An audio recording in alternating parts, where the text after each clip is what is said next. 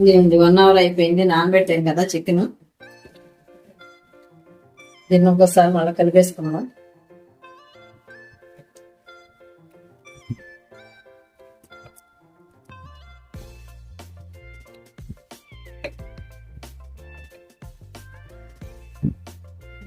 Air ఫ్రైయర్లో వేసేద్దాం. కొంచెం ఇలాగ పిండి, వాటర్ అంతా ఊరింది కదా, ఇదంతా తీసేసి ఫ్రైయర్లో వేసేద్దామండి. 2 times వేయాలి. ఇవ్వండి, చికెన్ అంతా ఇట్లా దీంట్లో సదిరేసాం. ఇప్పుడు 1 స్పూన్ నెయ్యి పైన మళ్ళీ వేద్దామండి. ఈ కర్రీలోకి నెయ్యే బాగుంటుందండి, చాలా టేస్ట్ వస్తుంది అన్నమాట. కొంచెం ఇదిగోండి, ఎయిర్ ఫ్రైయర్లో పెట్టేద్దాం. 200లో పెట్టాం కదా, ఒక 20 minutes పెడదాం.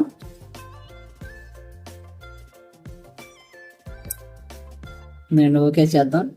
ఇట్లా ఫ్లవర్ లాగా తిరుగుతుందన్నమాట అండి. ఇది అయిపోయేసరికి మనకి చక్క సౌండ్ చేస్తుంది. జస్ట్ 2 tablespoons ఆయిల్ వేద్దాం. అట్లాగే 1 స్పూన్ నెయ్యి కూడా వేద్దామండి.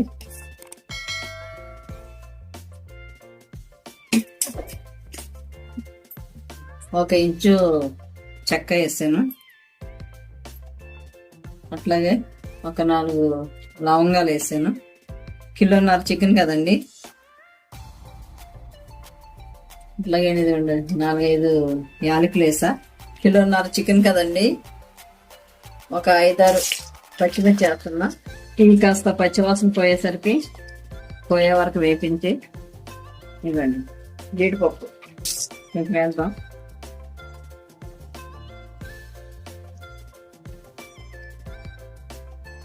కొంచెం ఇవి కాస్త పచ్చివాసన పోయినాయండి. ఇప్పుడు మీడియం సైజు ఉల్లిపాయలు ఒక 3 ఉల్లిపాయలు కట్ చేసాను. ఇవి కూడా వేసేద్దామండి. వేసి సిప్స్ ఉన్నాం. కాస్త పచ్చివాసన పోయే వరకు, మెత్తబడే వరకు ఫ్రై చేద్దామండి. బ్రౌన్ కలర్ రాకూడదు అన్నమాట.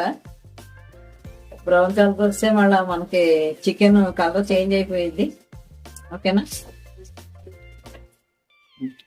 ఇవ్వండి, ఈ ఉల్లిపాయలు ఇవి బాయిల్ అయిపోయినాయి, చక్కగా ఫ్రై అయినాయి. ఎందుకంటే ఎక్కువ అవ్వకూడదండి, కలర్ చేంజ్ అవ్వకూడదు అన్నమాట.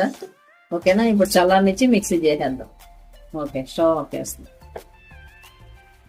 ఇదిగోండి, కాజు, ఉల్లిపాయ, పచ్చిమిరపకాయ ఇవన్నీ ఫ్రై అయిపోయినాయి కదా, చల్లారిపోయిందండి. ఇప్పుడు మిక్సింగ్ బౌల్లో తీసుకుని అన్ని మిక్సీ చేసేద్దాం.